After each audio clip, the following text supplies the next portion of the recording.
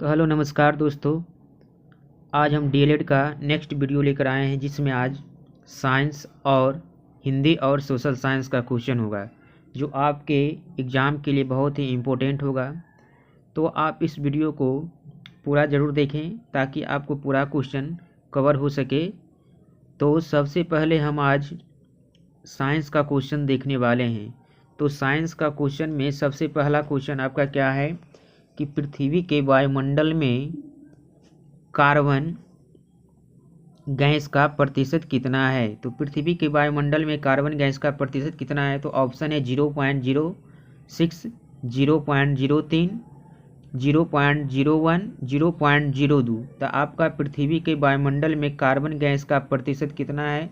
तो आपका हो जाएगा ऑप्शन बी 0.03%।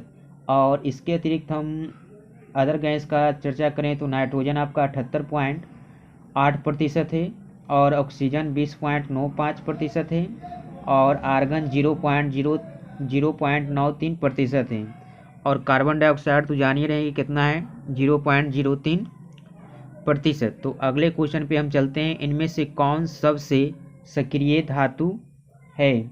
तो इनमें से सबसे सक्रिय धातु कौन सा है। लेड, लोहा, कॉपर, पारा। तो आपका ऑप्शन जो हो जाएगा क्या हो जाएगा इसमें से आपका सबसे सक्रिय धातु कोई है तो वह है क्या आपका बोलिए लोहा हो जाएगा।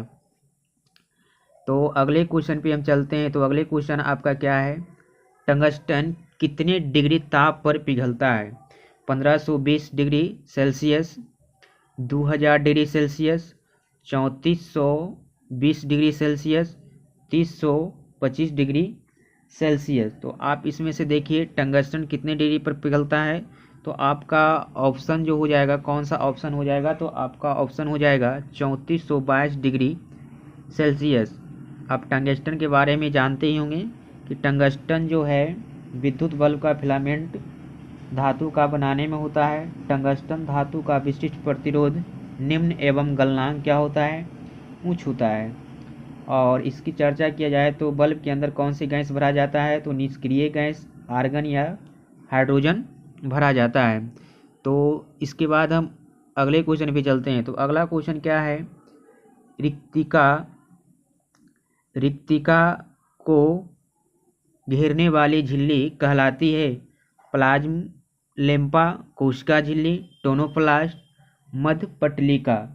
तो रिक्तिका को घेरने वाली झिल्ली को क्या कहते हैं। तो आपका हो जाएगा क्या टोनोप्लास्ट। जो आपका ऑप्शन क्या है सी है। आंसर क्या हो जाएगा टोनोप्लास्ट। रिक्तिका को घेरने वाली झिल्ली कहलाती है टोनोप्लास्ट। उसी प्रकार नेक्स्ट क्वेश्चन में क्या कर रहा है कि निम्नलिखित में से कौन मानव का उद्भव स्थान है। तो मानव का उद्भव स्थान कहाँ हुआ था चीन, अफ्रीका, अमेरिका, भारत। तो आपका इसका आंसर जो कहाँ हो जाएगा तो मानव का सबसे पहला उद्भव स्थान था कहाँ अफ्रीका में हुआ था। जो आपका ऑप्शन बी हो जाएगा। नेक्स्ट क्वेश्चन कर रहा है कि न्यूमेरिकल का क्वेश्चन है एम और 4 मीटर द्रव्यमान को दो वस्तुओं समान गतिज ऊर्जा से चलायमान हो तो उनके वेग का अनुपात क्या हो जाएगा। तो उनके वेग का अनुपात बनाइएगा सोल्व करिए तो आपका आंसर हो जाएगा क्या 2:1। नेक्स्ट क्वेश्चन है एक बालक अपने घर से पूर्व दिशा में 100 मीटर की दूरी 50 सेकेंड में तय कर अपना दिशा बदल लेता है और पुनः 100 मीटर की दूरी 50 सेकेंड में तय कर वापस घर लौट जाता है। तो उस बालक का औसत वेग क्या होगा। तो औसत वेग निकालने का सबसे आसान तरीका है क्या जो औसत वेग आपका d1 + d2 बटा t1 + t2 होता है। तो आपका यहाँ देखिए मीटर में कौन सा है 100 मीटर में आपका क्या है ये 100 है और ये 100 है। तो जोड़िएगा तो आपका हो जाएगा 200। और नेक्स्ट में देखिएगा समय t1 + t2। तो t1 + t2 यानी कि 50 कितना हो गया 100। तो ये आप काटिएगा तो क्या बचेगा 2 जो आपका ऑप्शन हो जाएगा 2 मीटर प्रति सेकेंड। नेक्स्ट क्वेश्चन है पत्ती के किनारे के साथ पानी की बूंदों के रूप में निकलना कहलाती है। तो पेड़ की पत्ती के किनारों के साथ कभी कभी देखिएगा पेड़ की पत्ती किनारे बूंद के रूप में निकलता है, तो उसको हम क्या कहते हैं? श्रवण, बाष्पोत्सर्जन, वाष्पीकरण, गुटेशन। तो आपको यहाँ से हो जाएगा क्या? जो पत्ती से निकलता है बूंद के रूप में, उसको हम कहते हैं क्या? गुटेशन कहते हैं। तो आपका ऑप्शन क्या है? 4। आपका आंसर हो जाएगा क्या? गुटेशन। तो नेक्स्ट क्वेश्चन आपका क्या है? तो नेक्स्ट क्वेश्चन आपका लाइम जल है। तो लाइम जल के बारे में अब हम देखते हैं। तो ऑप्शन आपका क्या है? ऑप्शन आपका CaOH का होल 2, CaCO3, CaCO, CaCl2। तो आपका आंसर यहाँ से हो जाएगा लाइम जल का फार्मूला, यानी क्या हो जाएगा? बुझा चूना। तो लाइम जल को हम बुझा चूना कहते हैं। तो बुझा चूना का फार्मूला क्या होता है? तो आपका होता है CaOH का होल 2। इसके बारे में तो आप जान भी करते हैं, किसका सूत्र है? संगमरमर का है। और इसके बारे में आप जानते हैं क्या? Calcium chloride. और ये आपका हो जाएगा क्या? क्विकलाइम, जिसको हम भखरा चूना भी बोलते हैं। नेक्स्ट क्वेश्चन है, व्हीटर ने वर्गीकरण के लिए कितने मानदंडों का उपयोग किया है? तो आप इसमें देखिएगा का क्या ऑप्शन है? 1, 3, 4, 5। तो बोलिए इसका ऑप्शन क्या हो जाएगा? तो आपका आंसर हो जाएगा कितने मानदंड अपनाए थे? तो देखिएगा इसका आंसर जो आपका होगा 5 हो जाएगा। अगले क्वेश्चन है, अगला क्वेश्चन क्या है? सोनार एक ऐसी युक्ति है जिसमें उपयोग किया जाता है। सोनार में कौन सा उपयोग किया जाता है? रेडियो तरंग का, सुनने योग्य तरंग का, प्राध्वनि तरंग का, अवसर्व तरंग का। तो आंसर आपका क्या हो जाएगा? सोनार में हमेशा किसका यूज होता है? तो प्राध्वनि तरंग का। तो आप इसमें देखिएगा नेक्स्ट क्वेश्चन, जैल मिश्रण है। जैल मिश्रण है द्रव तथा द्रव का, ठोस तथा ठोस का, गैस तथा गैस का, द्रव तथा गैस का। तो जैल आप देखते होंगे, जैल क्या है? तो आपका द्रव तथा ठोस का है। जैल का प्रयोग बालों में भी लगाने में किया जाता है। तो नेक्स्ट क्वेश्चन है, नेक्स्ट क्वेश्चन में आपका दिया हुआ है कि वह कौन सा रंग है जिसका उपयोग खतरे के सिग्नल में होता है? तो इसमें देखिए बैंगनी रंग है, पीला रंग, नीला रंग, लाल रंग। तो बोलिए इसका आंसर क्या हो जाएगा? खतरे में, ऐसे भी आप जानते हैं कि खतरे में किसका उपयोग होता है? तो बोलिए लाल रंग का होता है। नेक्स्ट क्वेश्चन है कि 3 प्रतिरोध चित्रानुसार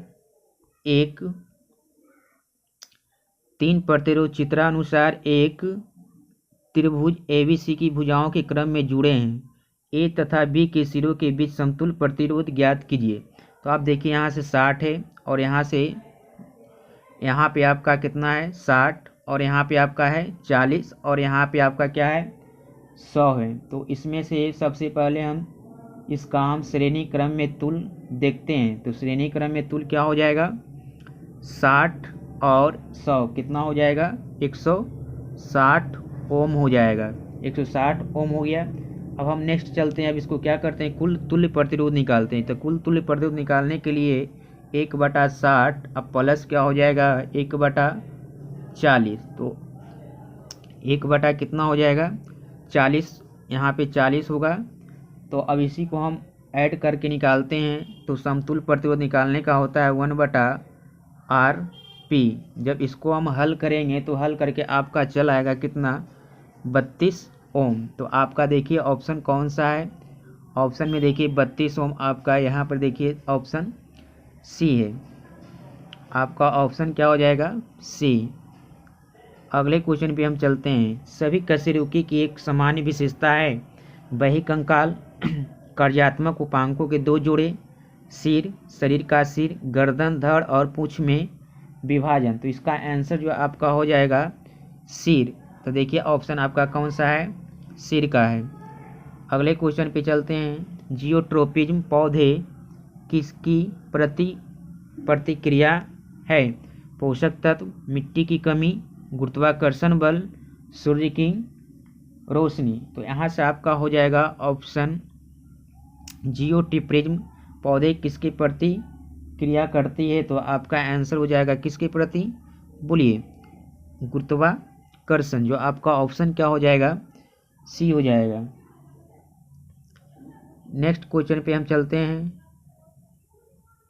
कुंडकुलम नाभिकीय ऊर्जा केंद्र भारत के किस राज्य में स्थित है? तो कुंडकुलम बांध कहाँ स्थित है? तो ऑप्शन आपका क्या क्या है? बिहार है, उड़ीसा है, असम है, तमिलनाडु है। तो आपका आंसर यहाँ से हो जाएगा, क्या आंसर हो जाएगा? तो आपका आंसर ऑप्शन डी हो जाएगा, तमिलनाडु। एथेनोइक अम्ल का जलीय विलयन कहलाता है। तो देखिएगा, एथेनोइक अम्ल का जलीय विलयन कहलाता है। ऑप्शन क्या है? तो आपका ऑप्शन है फेलिंग सिद्धांत, सिरका है, इनमें से कोई नहीं है, टॉलरेंस रीजेंट है। तो एथेनोइक अम्ल का बात कर रहा है, तो इसमें से आपका क्या हो जाएगा? तो आपका ऑप्शन बी यानी सिरका हो जाएगा। नेक्स्ट क्वेश्चन है क्या? MACSI 1407 जो कि एक अधिक उपज देने वाली कीट मुक्ति प्रजाति है, वो क्या हो जाएगा? तो आपका हो जाएगा क्या? गेहूं है, सोयाबीन है और चावल है, दलहन दाल है। तो आपका आंसर जो हो जाएगा सोयाबीन का ऑप्शन बी। अगले क्वेश्चन है, वाष्पीकरण की प्रक्रिया के कारण वस्तुएं क्या होती है? ठंडी होती है, गर्म होती है, ताप बढ़ जाता है, इनमें से कोई नहीं। जब भी हम वाष्पीकरण की प्रक्रिया करते हैं तो कोई भी वस्तु हमेशा क्या होता है? बोलिए, हमेशा ठंडी उत्पन्न करता है, ठंड महसूस करता है। अब अगले क्वेश्चन पे हम चलते हैं। तो अगला क्वेश्चन आपका क्या है? सोशल साइंस का है। तो सोशल साइंस में आप देखिएगा, अल्लूरी सीताराम राजू कौन थे? बोलिए, संत, आंध्र का आदिवासी नेता, वन अधिकारी, उग्रवादी।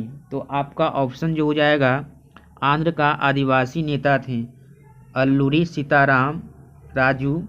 कौन थे? तो आंध्र का आदिवासी नेता, जो आपका ऑप्शन बी हो जाएगा। G77 की स्थापना कब की गई है? तो G77 की स्थापना की बात कर रहा है 1966 ऑप्शन है, 1964 है, 1967 है, 1965 है। 1900 कितना है? 65 है। तो आप यहाँ से देखिएगा, ऑप्शन आपका दिया हुआ है क्या क्या? 66, 64, 67, 65। बोलिए, आपका जो G77 का स्थापना किया गया था कब? 1964 में। अगले क्वेश्चन है, निम्नलिखित में से कौन एक खाद्य फसल नहीं है? तो खाद्य फसल हम किसे कहते हैं? जिसको हम खाने के रूप में प्रयोग करते हैं उसको हम खाद्य फसल बोलते हैं। तो देखिए, गेहूं, मक्का, कपास, चावल। तो ये ऑप्शन से ही पता चल रहा होगा कि हम किसको किसको खाते हैं, किसे किसे नहीं खाते हैं। तो देखिएगा, ऑप्शन आपका ए है, जिसका खाने में प्रयोग करते हैं, मक्का है तो खाने में प्रयोग करते हैं, चावल है तो खाने प्रयोग करते हैं, लेकिन कपास को हम खाने में प्रयोग नहीं करते हैं। तो इसलिए आपका ऑप्शन सी हो जाएगा। नेक्स्ट क्वेश्चन है, निम्नलिखित में से भारत के लिए कौन सा कथन सही है? आप देखिएगा, ऑप्शन है यहाँ धर्म की प्रधानता है, यहाँ धार्मिक स्वतंत्रता का उद्भव है, यहाँ धर्मनिरपेक्षता का सिद्धांत है, यहाँ धार्मिक सौहार्द का अभाव है। तो भारत के लिए कौन सा कथन सही है? तो ऑप्शन आप देखिएगा, तो यहाँ धर्मनिरपेक्षता का क्या है? सिद्धांत है। तो आपका ऑप्शन सी हो जाएगा, जो आपका फाइनली आंसर ऑप्शन सी है। 2011 की जनगणना के अनुसार बिहार में प्रति वर्ग किलोमीटर जनसंख्या घनत्व कितना है? तो 2011 की जनगणना के अनुसार बात कर रहा है। तो ऑप्शन आपका क्या है? तो ऑप्शन आपका है 772 व्यक्ति और 1106, 981 और 772। तो आपका ऑप्शन हो जाएगा 1106 व्यक्ति प्रति वर्ग किलोमीटर। किसके डाटा के अनुसार है? तो 2011 के डाटा के अनुसार है। नेक्स्ट क्वेश्चन पे हम चलते हैं। तो सर्वाधिक कम जनसंख्या भारत के किस राज्य में देखने को मिलता है? तो सर्वाधिक जनसंख्या भारत के किस राज्य में है? बिहार, असम, गोवा, सिक्किम। तो आपका ऑप्शन क्या हो जाएगा? तो सर्वाधिक जनसंख्या वाला राज्य कम जनसंख्या की बात कर रहा है, सर्वाधिक कम जनसंख्या की बात कर रहा है। तो सर्वाधिक कम जनसंख्या की बात कर रहा है, तो आपका ऑप्शन क्या हो जाएगा? सिक्किम। नेक्स्ट क्वेश्चन पे चलते हैं। पंचायती राज का वर्णन संविधान के किस अनुच्छेद में किया गया है? तो ऑप्शन आपका क्या है? 40, 45, 35, 36। तो आपका किस में किया गया है बोलिए? तो आपका इसमें किया गया है किसका? ऑप्शन ए यानी 40 में किया गया है। पंचायती राज का वर्णन किस में किया गया है? तो 40 में किया गया। तो आपका ऑप्शन भी हो जाएगा ए। भारत में ईस्ट इंडिया कंपनी की स्थापना कब हुई है? तो भारत में ईस्ट इंडिया कंपनी की स्थापना कब हुई? ऑप्शन देखिए 1600, 1664, 1498, 1602। तो आपका आंसर हो जाएगा भारत में ईस्ट इंडिया कंपनी की स्थापना 1600 में किया गया था। अब अगले क्वेश्चन पे देखिएगा। तो अगला क्वेश्चन है कि गंडक नदी को नेपाल में किस नाम से जाना जाता है? तो गंडक नदी को नेपाल में, गंडक नदी को हम अलग अलग नाम से जाने जाते हैं। तो पहला ऑप्शन आपका क्या है? नारायणी, कृष्णा, काला गंडक, त्रिशूल नदी। तो आपका आंसर जो हो जाएगा किस नाम से जानते हैं नेपाल में? तो न से नेपाल और न से नारायणी। तो आपका हो जाएगा आंसर नारायणी। अगले क्वेश्चन देखिएगा। भोपाल त्रासदी में किस गैस का रिसाव हुआ था? Sulphur dioxide, carbon dioxide, carbon monoxide, methyl isocyanide. तो आपका आंसर जो हो जाएगा किसका हुआ था? तो मिथाइल आइसोसाइनाइड का। अगले क्वेश्चन पे चलते। तो अगला क्वेश्चन है सर्वोच्च न्यायालय में न्यायाधीशों की कुल स्वीकृति संख्या कितनी है? तो देखिएगा इसमें है 30, 31, 34, 32। तो आपका टोटल इसमें हो जाएगा क्या? 34, जो आपका ऑप्शन सी है। अगला क्वेश्चन है राणा प्रताप सागर बांध अवस्थित है? तो बोलिए राणा प्रताप सागर बांध कहाँ अवस्थित है? राजस्थान, उड़ीसा, आंध्र प्रदेश, उत्तराखंड। तो आपका राणा प्रताप कहाँ है? तो राजस्थान में। तो आपका आंसर हो जाएगा क्या? राजस्थान। नेक्स्ट क्वेश्चन है संविधान की धारा 21 का संबंध है किससे? मृदा संरक्षण, वन जीव तथा प्राकृतिक संसाधनों के संरक्षण, जल संसाधन संरक्षण, खनिज संपदा संरक्षण। संविधान 21 का संबंध किससे? तो बोलिए संविधान की धारा 21 संबंधित है किससे? वन जीव तथा प्राकृतिक संसाधनों से। तो आपका ऑप्शन हो जाएगा बी। अगला क्वेश्चन है कि पहली संथाली जिसने अंग्रेजों पर हथियार उठाया था कौन था? बिरसा मुंडा, कान्हू, तिलका मांझी, सिद्धू। तो आपका इसमें आंसर जो हो जाएगा क्या? तिलका मांझी। तो आपका ऑप्शन कौन सा है? सी, इसलिए तिलका मांझी हो जाएगा। अगले क्वेश्चन पे हम चलते हैं। लक्ष्मी सागर झील कहाँ स्थित है? चंपारण, दरभंगा, सुपौल, बेगूसराय। तो बोलिए लक्ष्मी सागर झील कहाँ अवस्थित है? तो आपका आंसर हो जाएगा कहाँ? दरभंगा। तो आपका आंसर क्या हो जाएगा? दरभंगा। इसके बाद हम चलते हैं कि बेगूसराय में कौन सा झील है? तो आप जानते हैं कि कांवर झील है। और सुपौल में इसी प्रकार आगे भी देखिएगा अनुपम झील है कहाँ? कैमूर में है। तो आपका इसका फाइनल है सागर झील कहाँ स्थित है? तो आपका आंसर हो जाएगा सीधा याद रखिएगा कहाँ? दरभंगा। अगले क्वेश्चन चलते हैं। भूमि जो एक या एक से कम कृषि वर्ष के लिए खेती के बिना छोड़ी जाती है उसे किस नाम से, किस रूप में हम जाना जाता है? तो पहला ऑप्शन है कृषि योग्य बंजर भूमि, चराई भूमि, सकल फसली क्षेत्र, वर्तमान प्रति। तो आपका आंसर हो जाएगा क्या? छोड़ दिए हैं तो वर्तमान प्रति आपका हो जाएगा। अगले क्वेश्चन है आधुनिक युग में प्रत्यक्ष लोकतंत्र कहाँ है? Britain, France, Bharat, Switzerland. तो आपका आंसर हो जाएगा कहाँ पे है? तो स्विट्जरलैंड है। तो आपका ऑप्शन बी है स्विट्जरलैंड। नेक्स्ट क्वेश्चन है जासेलुरुस्की किस देश के राष्ट्रपति थे? तुर्की, पोलैंड, चिली और रूस। तो आपका आंसर इसका हो जाएगा क्या? पोलैंड का। तो ऑप्शन बी। अगले क्वेश्चन पे चलते हैं। राष्ट्रसंघ किस संधि द्वारा बनाया गया था? वर्साई की संधि, लॉर्जन की संधि, गेंट की संधि, पेरिस की संधि। तो आपका ये जो बनाया गया था किस राष्ट्रसंघ किस संधि के द्वारा बनाया गया था? तो आपका आंसर हो जाएगा क्या? वर्साई की संधि। जो आपका ऑप्शन क्या हो जाएगा? ए। तो राष्ट्र संघ की स्थापना कब किया गया था? तो राष्ट्र संघ की स्थापना आपका किया गया था 1 जनवरी 1920 को। अब इसमें वर्साई की संधि किसके साथ हुआ था? तो जर्मनी के साथ हुआ था। और राष्ट्र संघ का जनक किसे माना जाता है? वुडरो विल्सन को माना जाता है। और राष्ट्र संघ का सचिवालय कहाँ है? तो राष्ट्र संघ का सचिवालय आपका जिनेवा में है। तो अगले क्वेश्चन पे हम बढ़ते हैं। वर्ष 1948 में जर्मनी की मुद्रा का नाम क्या था? पाउंड, अस्वाल, रूबल, डॉयचे मार्क, डॉलर। तो बात किया है कहाँ का? जर्मनी का। तो जर्मनी का मुद्रा जो होता है क्या होता है? डॉयचे। अब इसको बदल के कर दिया गया वर्तमान में क्या? यूरो। क्या कर दिया गया है? यूरो। कहाँ के है? जर्मनी का। अभी करेंसी पूछे